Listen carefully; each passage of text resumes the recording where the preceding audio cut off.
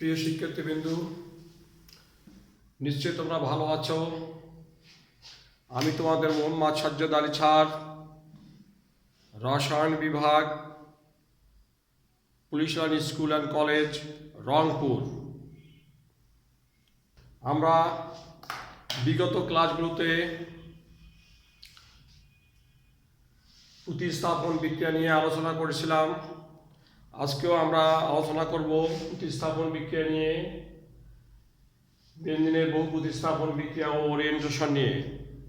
তার আগে কিছু আমাদের জানতে হবে, যেমন আবেশীয় ফল কি, মেসোমারিক ফল কি, অর্থপরা নির্দেশক কি, বেঞ্জিন বলায় সক্রিয়কারী মূলক কি, বেঞ্জিন বলায় নিষ্ক্রিয়কারী মূলক কি। প্রথমে আমরা আবেশীয় ফল পড়ব, অর্থাৎ আবেশীয় ফলটা কি, আমরা কি বোঝাতে চাচ্ছি বাবু। কার্বন পরমাণুর সাথে যুক্ত হ্যালোজেন পরমাণু যখন কার্বন পরমাণুর বন্ধন জোড় ইলেকট্রনটাকে নিজের দিকে টেনে নেয়, তখন দেখা যায় পোলারীকরণ ঘটে, অর্থাৎ কার্বন পরমাণুটি পার্শিয়ালি পজিটিভ এবং হ্যালোজেন পরমাণুটি পার্শিয়ালি নেগেটিভ হয়। অর্থাৎ আমরা ইজিলি বলতে পারি, কার্বন পরমাণুর সাথে যুক্ত হ্যালোজেন পরমাণু দ্বারা সিগমা বন্ধনে পোলারীকরণকে হ্যালোজেন এর আবেশীয় ফল বলা হয়। অর্থাৎ এই কার্বনটা দিকে কার্বন আর হ্যালোজেনের মধ্যে একটা বন্ধন আছে, সেই ইলেকট্রনটা এখানে আসছে, পরে এখানে মাইনাস হবে, এটা প্লাস হবে, তাহলে পোলারীকরণ হবে, পজিটিভ আর নেগেটিভ এন সৃষ্টি হচ্ছে। আমরা এই আবেশীয় ফলটাকে দুই ভাগে ভাগ করব, একটা হলো ধনাত্মক আবেশীয় ফল, একটা ঋণাত্মক আবেশীয় ফল। তাহলে হ্যালোজেনের এখানে বলতে আমরা এক্সটাকে বোঝাচ্ছি কি থাকবে, ফ্লোরিন, ক্লোরিন আর ব্রোমিন। তড়িৎ ঋণাত্মকতার মান বেশি। আচ্ছা, হ্যালোজেন পরমাণু অর্থাৎ ফ্লোরিন, ক্লোরিন, ব্রোমিন দ্বারা যখন কার্বন পরমাণু থেকে ইলেকট্রনগুলো মানে ফ্লোরিন, ক্লোরিন পরমাণু দিকে চলে যাবে, তখন এই ধরনের আবেশীয় ফলটাকে ঋণাত্মক আবেশীয় ফল আমরা বলবো। যদি কার্বন অপেক্ষা হ্যালোজেনের অধিক তড়িৎ ঋণাত্মকতা হয়, তখন হ্যালোজেনের আবেশীয় ফলটাকে বলবো আমরা ঋণাত্মক আবেশীয় ফল। তাহলে ঋণাত্মক আবেশীয় ফল, তাহলে এইটা আমরা বলতেছি। এখন যদি আমরা ধনাত্মক আবেশীয় ফল বলবো, তখন দেখা যাবে ধনাত্মক আবেশীয় ফল, ঋণাত্মক আবেশীয় ফলটা আমরা বলবো কার্বনের চেয়ে যদি হ্যালোজেনের তড়িৎ ঋণাত্মকতার মানটা বেশি হয়, অর্থাৎ এইটা হবে, এইটার দিকে যাবে, এই দিকে চলে যাচ্ছে পোলারীকরণের ক্ষেত্রে। আর ধনাত্মক আবেশীয় ফলটা আমরা বলবো কার্বন পরমাণুর দিকে যখন বন্ধন জোড় ইলেকট্রনটা চলে আসবে, অর্থাৎ অ্যালকাইল দ্বারা আমরা প্রকাশ করতে পারবো, আর দ্বারা প্রকাশ করতে পারবো। আর হলো অ্যালকাইল গ্রুপ, সেটা মিথাইল হইতে পারে, ইথাইল হইতে পারে ইত্যাদি। অর্থাৎ ইলেকট্রনের ঘনত্ব সিগমা বন্ধনের কার্বন পরমাণুর দিকে যখন সরে যাবে, তখন তাকে বলবো আমরা ধনাত্মক আবেশীয় ফল। তাহলে এইটাকে আমরা প্রকাশ করবো মাইনাস আই দ্বারা, আর এইটাকে প্রকাশ করবো আমরা প্লাস আই দ্বারা। কেন? ইংলিশে বলা আছে ইন্ডাকটিভ ইফেক্ট। ইন্ডাকটিভ ইফেক্ট, এটা পজিটিভ নেগেটিভ ইন্ডাকটিভ ইফেক্ট, এটা হলো পজিটিভ ইন্ডাকটিভ ইফেক্ট। কারণ দেখো আই আসছে, আই এর ইন, তাহলে সেখান থেকে আইটা নিয়ে প্রকাশ করা হচ্ছে। তাহলে আমরা কি বললাম, কার্বন পরমাণু থেকে যখন সিগমা বন্ধনের ইলেকট্রন হ্যালোজেন পরমাণু দিকে চলে যাচ্ছে, তখন কার্বন পরমাণু এবং কার্বন এবং হ্যালোজেনের মধ্যে পোলারীকরণ ঘটতেছে, এটাকে বলা হচ্ছে আবেশীয় ফল।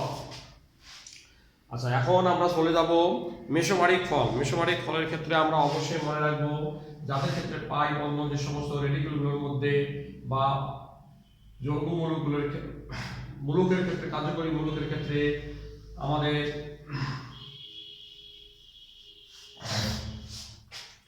কি থাকবে, পাই বন্ধন বিদ্যমান থাকবে, তাদের ক্ষেত্রে দেখা যাবে মেসোমারিক ফল থাকবে, ঘটবে। মেসোমারিক ফল, মেসোমারিক ফল আমরা কাকে বলবো? অধিক তড়িৎ ঋণাত্মক পরমাণুর দিকে পাই বন্ধনের ইলেকট্রন স্থানান্তরের কে মেসোমারিক ফল বলা হয়। অধিক, তাহলে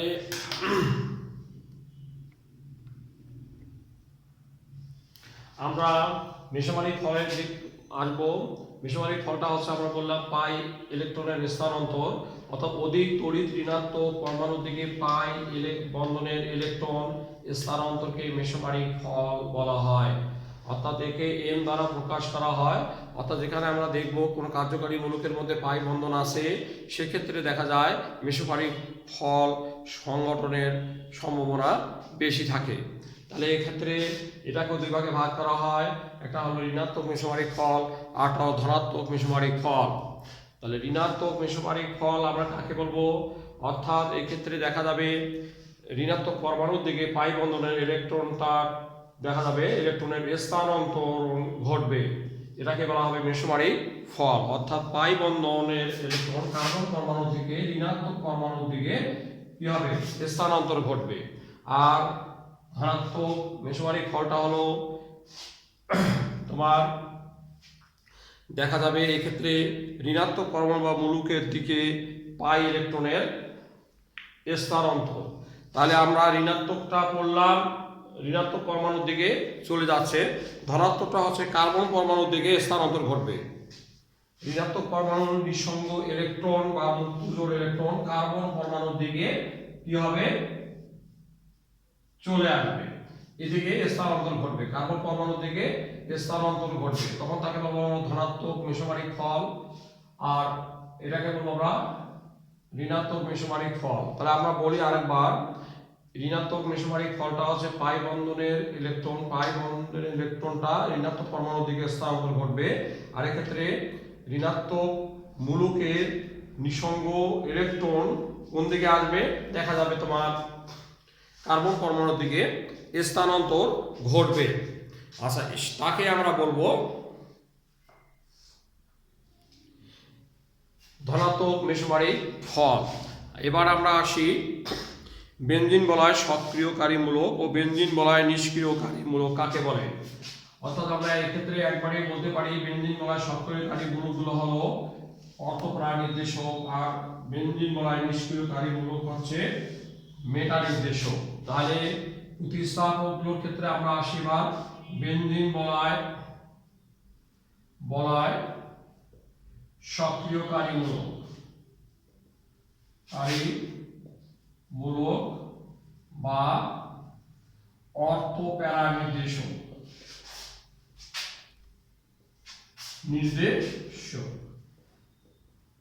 আচ্ছা, ইন্ডিকেটর বলা হয়। তাহলে এই ক্ষেত্রে কাকে বলবো? তাহলে সাধারণত ধনাত্মক আবেশীয় ফল বিশিষ্ট মূলক যেমন ওএস মূলক, মিথাইল মূলক, NH2 মূলক, এই ধরনের মূলকগুলোকে বলা হচ্ছে বেনজিন বলয় সক্রিয়কারী মূলক। অর্থাৎ বেনজিন ধনাত্মক আবেশীয় মূলক বেনজিন বলয়ের সঙ্গে যুক্ত থেকে যখন বেনজিন বলয়ের দিকে ইলেকট্রন ঠেলে দেয় এবং সেই সঙ্গে বেনজিন বলয়ের ইলেকট্রনের মেঘের ঘনত্ব বা ডেনসিটিটা বৃদ্ধি করে, তাদেরকে বলা হয় বেনজিন বলয় সক্রিয়কারী মূলক বা অর্থপ্যারা নির্দেশক। আবারও বলতেছি, ধনাত্মক আবেশীয় ফল বিশিষ্ট মূলক যেমন মিথাইল মূলক, NH2 মূলক, OS মূলক, এই ধরনের মূলকগুলো বেনজিন বলয়ের সাথে যুক্ত থেকে বেনজিন বলয়ের দিকে যদি ইলেকট্রন ঠেলে দেয়, তখন এই ধরনের মূলকগুলোকে বলা হয় বেনজিন বলয় সক্রিয়কারী মূলক। ঠেলে দিচ্ছে, ফলে পাই ইলেকট্রনের ঘনত্বটা কি হচ্ছে? কার্বন পরমাণুর মধ্যে ইলেকট্রনের ঘনত্বটা বৃদ্ধি পাবে। আচ্ছা, তাহলে এখানে কি মিথাইল মূলক, তাহলে আমার এই যে ওএস মূলক ধনাত্মক আবেশীয় মূলক কিছুক্ষণ আগে আমরা পড়লাম, এখান থেকে এই দিকে ঠেলে দিচ্ছে, তাহলে কি হবে? এখানেও বেনজিন বলয় পাই ইলেকট্রনের ঘনত্বগুলো বৃদ্ধি পাবে। এটাকে অর্থপ্যারা নির্দেশক বলা হয়। অর্থাৎ অর্থপ্যারা পজিশনে ইলেকট্রনের মেঘের ঘনত্ব বা ডেনসিটিটা বৃদ্ধি পাবে। তাহলে আমরা কাকে বললাম? ধনাত্মক আবেশীয় ফল বিশিষ্ট মূলক যা বেনজিন বলয়ের সঙ্গে যুক্ত থেকে বেনজিন বলয়ের ইলেকট্রন মেঘের ঘনত্বটা বৃদ্ধি করবে তাদেরকে বলা হবে বেনজিন বলয় সক্রিয়কারী মূলক। তাহলে এই মূলকগুলো কি কি? তাহলে CH3 মূলক হতে পারে, NH2 মূলক হতে পারে, Cl হতে পারে, তারপর OS মূলক হতে পারে। নিঃসঙ্গ ইলেকট্রন বা মুক্ত ইলেকট্রনগুলো বেনজিনের দিকে ঠেলে দেবে, ফলে বেনজিনের অর্থপ্যারা পজিশনে ইলেকট্রনের ঘনত্বটা বৃদ্ধি পাবে। এরপরে কিন্তু অর্থ প্যারা কোনটি সেটা আমরা পরে আসতেছি, আগে আমরা একটু দেখি। তাহলে অর্থপ্যারা নির্দেশক বা বেনজিন বলয় সক্রিয়কারী মূলক। তাহলে এবার আমরা একটু লিখি বেনজিন বলয় নিষ্ক্রিয়কারী মূলক, অর্থাৎ যে সকল ঋণাত্মক আবেশীয় ফল বিশিষ্ট মূলক যেমন সালফোনিক মূলক, নাইট্রো মূলক, নিষ্ক্রিয়কারী মূলক করবো। এবার বেনজিন বলয় নিষ্ক্রিয়কারী মূলক, বেনজিন বলয় নিষ্ক্রিয়কারী মূলকের ক্ষেত্রে আমরা একটু এবার লিখবো, আলোচনা করব। বেনজিন বলয় নিষ্ক্রিয়কারী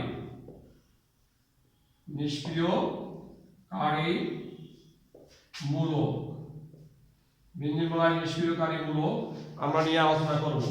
তাহলে বেনজিন বলয় নিষ্ক্রিয়কারী মূলক হচ্ছে আসলে কি? এটা হলো মেটা নির্দেশক। কি নির্দেশক? মেটা নির্দেশক। মেটা পজিশনটা কোনটা সেটা আমরা পরে বলে দেবো।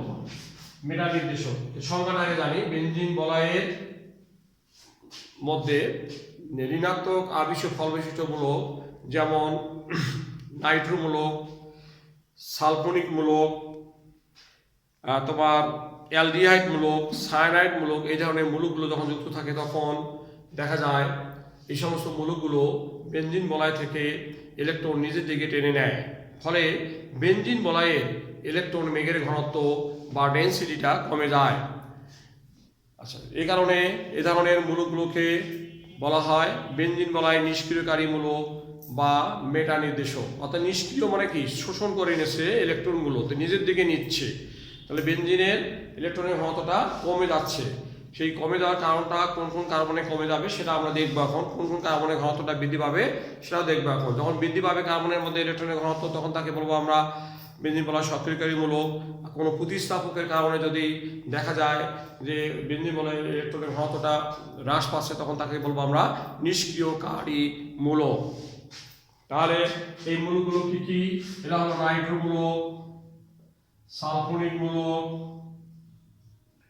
অ্যালডিহাইড মূলক, কার্বক্সিলিক মূলক ইত্যাদি মূলকগুলোকে বলা হয় বেনজিন বলয় নিষ্ক্রিয়কারী মূলক।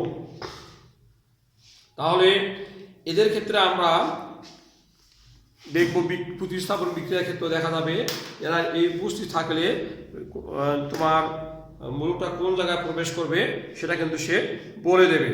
তাহলে অ্যালডিহাইড মূলক, কার্বক্সিল মূলক, সায়ানাইড মূলক, কার্বক্সিলিক গ্রুপ দাও, সায়ানাইড গ্রুপ দাও ইত্যাদি। এই মূলকগুলো বেনজিনের সঙ্গে থাকলে বেনজিন বলয় থেকে ইলেকট্রনটা কি করবে? নিজের দিকে টেনে নেবে, এরকম টেনে নেবে, নিজের দিকে টেনে নেবে। ফলে বেনজিনের বলয়ের ইলেকট্রনের ঘনত্বটা কি হবে? হ্রাস পাবে। বেনজিন বলয়ের ইলেকট্রনের ঘনত্বটা হ্রাস পাবে। আচ্ছা, কিভাবে হ্রাস পায় সেটা আমরা রোটেশনে দেখব, ওরিয়েন্টেশনে বা অনুরণনের ক্ষেত্রে দেখব। তাহলে এগুলো হলো বেনজিন বলয় নিষ্ক্রিয়কারী মূলক। কারা? এই ঋণাত্মক আবেশীয় ফল বিশিষ্ট মূলক। তাহলে বেনজিন বলয় সক্রিয়কারী মূলক কারা? যারা ধনাত্মক আবেশীয় ফল বিশিষ্ট মূলক। এদেরকে আমরা দুই ভাগে ভাগ করতেছি, একটা অর্থপ্যারা নির্দেশক, একটা হলো মেটা নির্দেশক। তাহলে আমরা একটু দেখি বেনজিন বলয় সক্রিয়কারী মূলকগুলো যখন থাকে সেক্ষেত্রে পজিশনগুলো কি কি দেয়, কোনটা অর্থ কোনটা মেটা একটু দেখি আমরা এভাবে একটু দিই। এখানে দেই, এখানে দিলাম। আচ্ছা, এই জায়গায় মনে করো কার্বনটা আসলো, কার্বন এখানে আসলো এখানে। তাহলে এটা কিন্তু এই প্রতিস্থাপক, যে কোনো একটা প্রতিস্থাপক থাকবে। মনে করো OH থাকলো বা NO2 গ্রুপ থাকতে পারে, CH3 থাকতে পারে, সালফোনিক গ্রুপ থাকতে পারে। 1 নম্বরে ওইটা কিন্তু 1 নম্বর কার্বন। তাহলে এটা হচ্ছে 2 নম্বর কার্বন, এটা 3, এটা হলো 4, এটা হলো 4, এটা হলো 5, এটা হলো 6। আচ্ছা, এখানে 1 নম্বরটা যেহেতু কনস্ট্যান্ট সেটা আমরা বলতেছি এরকম করি। এই পজিশনটাকে বলবো আমি অর্থ পজিশন। সেটা কি কি? 1, 2, 1:6। অর্থাৎ 1:2 1:6 পজিশনে প্রবেশ করবে। ও দেখা যাবে এই পজিশনগুলোতে তোমার কি থাকবে, ইলেকট্রনের ঘনত্বটা বেশি থাকবে। এখানে কি থাকবে, এটা 3 এবং 5 কে বলা হয় মেটা পজিশন। তাহলে 1:2 কি হবে 3, 1:5 এটা হলো মেটা পজিশন। আর এই যে প্যারা পজিশনটা হলো 4, বেঞ্জিন চক্রের প্যারা পজিশন হলো 1.4। আচ্ছা এখন দেখো আমরা এখন জিনিসটা এক্সাম্পলে নিয়ে আসি। মনে করো ধনাত্মক আবেশীয় ফল বিশিষ্ট মূলক আছে, কি আছে, ওয়েস মূলক আছে, এবং নিষ্ক্রিয়কারী মূলক প্রবেশ করতেছে। একটা নিষ্ক্রিয়কারী মূলক যার ইলেকট্রনের প্রয়োজন সে প্রবেশ করতে যাচ্ছে বেঞ্জিন ফেনলের মধ্যে, সে একটা হাইড্রোজেন পরমাণুকে প্রতিস্থাপন করো। তাহলে এখানে কত পজিশনে আছে, এটা 1 এটা 2, তাহলে এটাকে বলবো আমি অর্থো নাইট্রো ফেনো। আচ্ছা এখন দেখো এইটা হচ্ছে কার্বনিক অ্যাসিড বা ফেনো, এটা হচ্ছে কিন্তু কার্বনিক অ্যাসিড বা ফেনল। এই কম্পাউন্ডটাকে কার্বনিক অ্যাসিড বা ফেনল বললাম।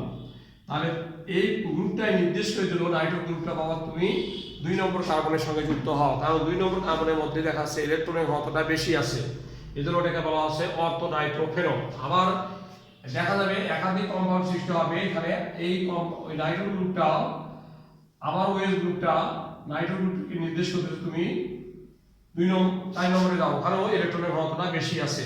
তাহলে এটা কি বলবো আমরা, প্যারা নাইট্রো ফেনো, প্যারা নাইট্রো ফেনো, প্যারা নাইট্রো ফেনো।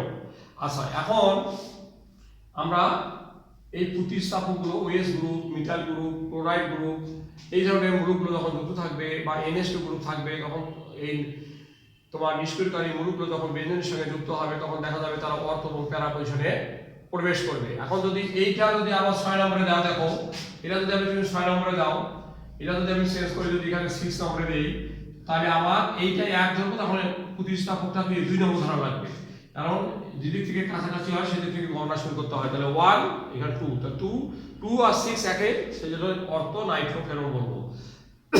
এই আসলে কাহিনী। তাহলে অর্থো প্যারা পজিশনটা আমরা বুঝতে পারলাম। এবার আসি নিষ্ক্রিয়কারী মূলক যখন কোনো বেঞ্জিনের সঙ্গে যুক্ত থাকবে তখন ওটাকে বলা হচ্ছে কি, তোমার বলা হলো মেটা নির্দেশক। এই যে নিষ্ক্রিয়কারী মূলক নাইট্রো গ্রুপ, এটার নাম হচ্ছে Nitro benzene, Nitro benzene, Nitro benzene. তাহলে দেখো এখানে যদি আমি যাই, এখান থেকে যদি প্রতিস্থাপক দেই একটা প্রতিস্থাপক আমি এর মধ্যে প্রবেশ করে আসছি, তাহলে এই নাইট্রো দিলাম এখানে, তাহলে কি হবে ডাই নাইট্রো ফেনো। তাহলে ডাই নাইট্রো ফেনো কোন পজিশন আছে, 1 2 3, তাহলে আমরা বলবো মেটা, মেটা ডাই, যেহেতু দুইটা নাইট্রো আছে, ডাই নাইট্রো, মেটা ডাই নাইট্রো ফেনো। তাহলে 3 নম্বরে থাকলে আমরা মেটা বলবো। আচ্ছা তুমি দেখো আমরা কিন্তু জানি যে যেদিক থেকে কাছাকাছি হয় সেদিক থেকে গণনা শুরু করতে হয়। তাহলে নাইট্রোটা 1 নম্বরে আছে, এবার এখানে দাও, এবার 5 নম্বরে দাও, 5 নম্বরে দাও, 5 নম্বরে দিলে দেখা যাচ্ছে কি হয়। 5 নম্বরে যদি আমি দিই সেক্ষেত্রে কি দেখা যাচ্ছে আমরা একটু বুঝার চেষ্টা করি। তাহলে এটা কিন্তু আমি 5 নম্বরে দিলাম, বন্ডটা কিন্তু নাইট্রোজেনের সাথে হবে, অতএব একটু ভালো করে লিখলাম। তাহলে এটা 1 দিলাম, তাহলে এটা 2, এটা 3, তাহলে এটাও কিন্তু মেটা, এটাও কিন্তু নাম হচ্ছে মেটা। তাই 5 নম্বরে হইলেও কিন্তু আমার এটা মেটা হবে। দেখো তুমি এদিক থেকে গণনা শুরু করতে হচ্ছে, তাহলে এটা 3 নম্বরে হচ্ছে মেটা ডাই নাইট্রো, সরি এটা খেয়াল তো হবে না, নাইট্রো বেঞ্জিন, মেটা die Nitro benzene, extremely sorry, মেটা ডাই নাইট্রো বেঞ্জিন, তাহলে মেটা ডাই নাইট্রো বেঞ্জিন, মেটা ডাই নাইট্রো বেঞ্জিন। তাহলে এভাবে আমরা এগুলাকে আমরা উচ্চারণ করব। তাহলে কে নির্দেশ করতেছে, নাইট্রোজেন গ্রুপটা নির্দেশ করলো, এই নিষ্ক্রিয়কারী মূলকটাই বলতেছে পরবর্তী যে নিষ্ক্রিয়কারী মূলক বা যার ইলেকট্রনের দরকার আছে সে কোথায় প্রবেশ করবে, দেখা যাবে 3 নম্বরে প্রবেশ করবে। আমরা কিন্তু প্রতিস্থাপন বিক্রিয়া করছি নাইট্রেশন রিঅ্যাকশনের ক্ষেত্রে, সালফোনেশন রিঅ্যাকশনের ক্ষেত্রে দেখছি এরা কি করে, এই মূলকগুলো যখন থাকে তখন তারা অর্থবন প্যারা পজিশনে দ্বিতীয় বা আগত বা আক্রমণকারী বিকারকের ক্ষেত্র প্রস্তুত করে দেয়। তোমার মেটা পজিশনে দেখা যায় ইলেকট্রনের ঘনত্বটা ওরিয়েন্টেশনের মাধ্যমে আমরা দেখছি ইলেকট্রনের ঘনত্বটা এখানে বেশি থাকে, ফলে যার ইলেকট্রনের প্রয়োজন সে কি বলে মেটা পজিশনে প্রবেশ করবে। তাহলে আমরা এজন্য আমরা একটা ওরিয়েন্টেশনের মাধ্যমে দেখি, দেখা যাক কি হয়। এখানে আমরা আজকে একটা জিনিস দেখবো, আমরা সেই জিনিসটা হচ্ছে যেমন একটা প্রশ্ন আকারে আমরা যেই বলবো, তাহলে বেনজিন বলয়ের মধ্যে যদি বেনজিন বলয় সক্রিয়কারী মূলক যুক্ত থাকে তখন তাকে বলবো আমরা অর্থপ্রাণ নির্দেশ। এই অর্থপ্রাণ নির্দেশগুলোকে যদি বেনজিন বলয়ের সঙ্গে যুক্ত থাকে তাহলে ওই যৌগটা হবে সক্রিয়। যেমন তোমাকে বলা হলো, প্রশ্নটা হচ্ছে ওএস মূলক অর্থপ্যারা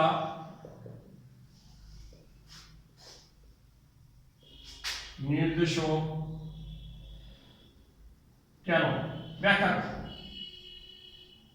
আচ্ছা, বেনজিনের সঙ্গে যদি তোমার ওএস মূলক যুক্ত থাকে তখন তাকে বলা হয় ফেনল বা কার্বলিক অ্যাসিড বলা হয়, কার্বলিক অ্যাসিড বলা হয়। সেক্ষেত্রে আমরা একটু দেখার চেষ্টা করি যে কি হয় এখানে, যে বেনজিনের মধ্যে ওএস গ্রুপ যখন যুক্ত থাকবে তখন আসলে এটা আমরা কিভাবে ব্যাখ্যা করতে পারবো। আমরা তাহলে দেখি ওএস গ্রুপ, তাহলে ওএস গ্রুপের মধ্যে অক্সিজেন পরমাণু আছে যার মধ্যে দুটি নিঃসঙ্গ বা মুক্ত জোড় ইলেকট্রন আছে। এই নিঃসঙ্গ বা মুক্ত জোড় ইলেকট্রনের কারণে দেখা যাবে বেনজিন বলয়ের ইলেকট্রনের ঘনত্বটা বৃদ্ধি পাবে। তাহলে আমরা একটু ওরিয়েন্টেশন বা রেজোনেন্সটা দেখার চেষ্টা করি। তাহলে আমরা বেনজিন 3টে পাই ইলেকট্রন দেখাবো, পাই বন্ধন দেখাবো, 6টি পাই ইলেকট্রন আছে এখানে, আর এটা নিষ্ক্রিয়কারী সক্রিয়কারী মূলকটা দেখা যাবে হবে। আচ্ছা, এক্ষেত্রে দেখা যাচ্ছে দুইটি মুক্ত জোড় ইলেকট্রন আছে। তাহলে এই যে বেনজিনের মধ্যে সঞ্চালনশীল 4n+2 সংখ্যক পাই ইলেকট্রন থাকে, যা ইলেকট্রনগুলো বেনজিন চক্রের মধ্যে ঘুরতে থাকে।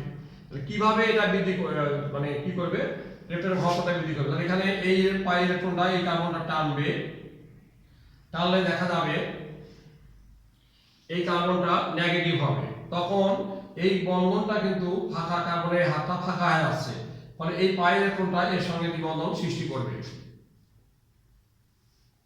মুক্ত জোড় ইলেকট্রনটা দ্বিবন্ধন সৃষ্টি করবে, পাই তো নয়, পাই বন্ধনটা ইলেকট্রনটা এখানে আসলে এই কার্বনের কাছে, আর মুক্ত জোড় ইলেকট্রনটা এখানে আসবে।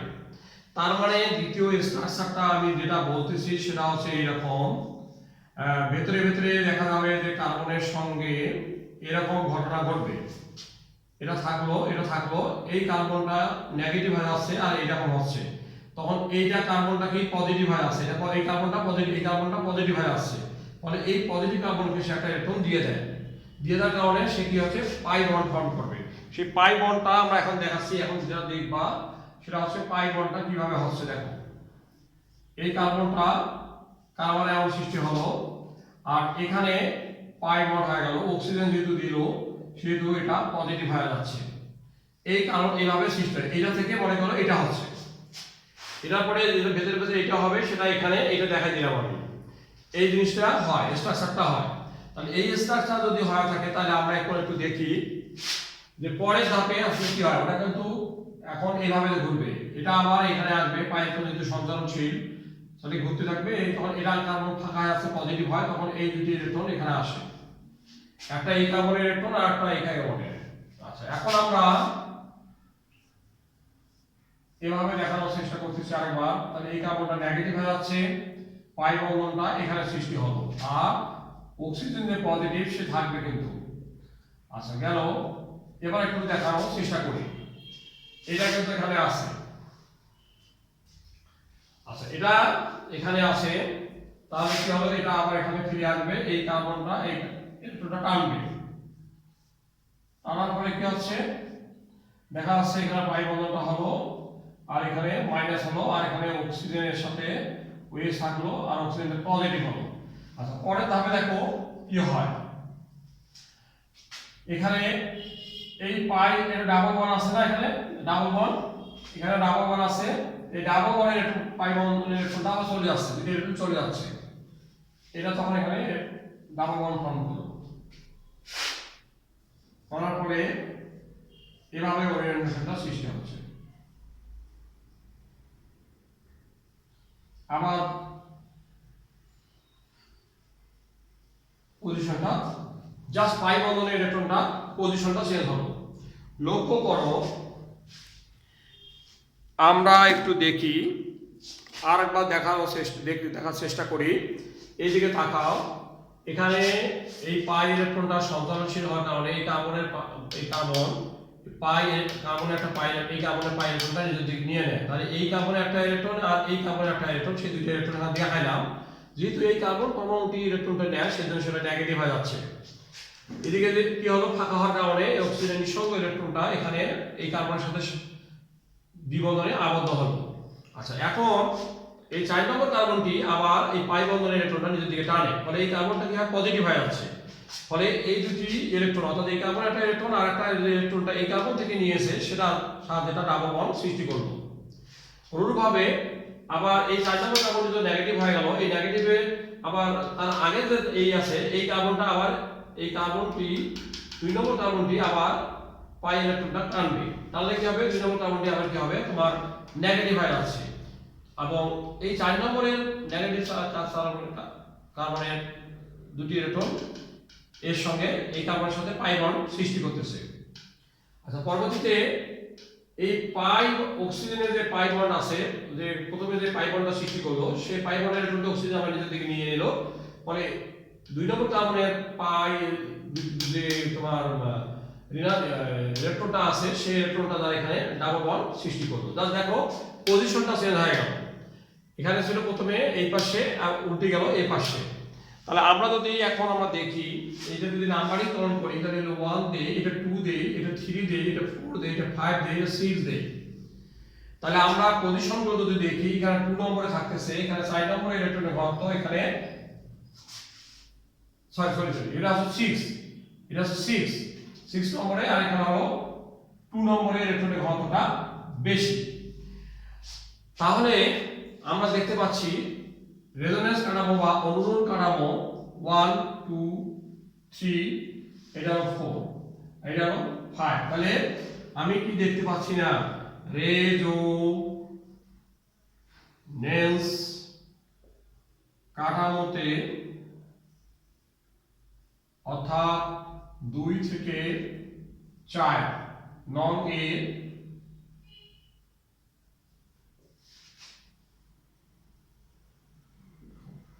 এত এ 2 4 6 অবস্থানে ইলেকট্রনের ঘনত্ব বেশি। যেহেতু ইলেকট্রনের ঘনত্বটা বেশি, তাই ওএস গ্রুপটা কি, তাই ওএস মূলক অর্থ প্যারা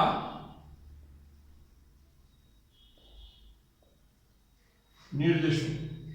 অর্থাৎ ওএস গ্রুপটা থাকার কারণে দুই কার্বনের বেনজিন চক্রে 2 নম্বর 3 নম্বর বেনজিন চক্রে 2 নম্বর 4 নম্বর এবং 6 নম্বর পজিশনে কি হচ্ছে, ইলেকট্রনের ঘনত্বটা বেশি হচ্ছে। অর্থাৎ মাইনাস চিহ্নটা থাকার কারণে, অর্থাৎ ইলেকট্রন দেখাচ্ছে যে এটা ইলেকট্রনের ঘনত্বটা এখানে বেশি। ফলে সেই কারণে গমনকারী ইলেকট্রোফাইল, যার ইলেকট্রনের প্রয়োজন, সে 2 4 6 এ প্রবেশ করবে।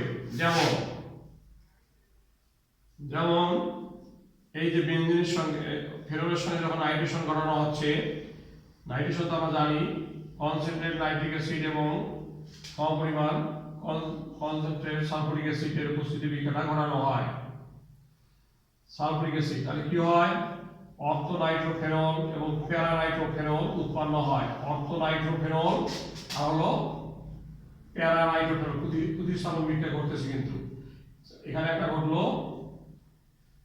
আর কি হবে, পানি হবে। তাহলে এখানে যেহেতু 2টা বেনজিন চক্র সৃষ্টি হলো, তাহলে এখানে আমাদের 2 দেওয়া লাগবে, আর এখানে আমাদের মোটামুটি ব্যালেন্স হয়ে যাচ্ছে। তাহলে এটার নাম হচ্ছে অর্থ নাইট্রোফেনল,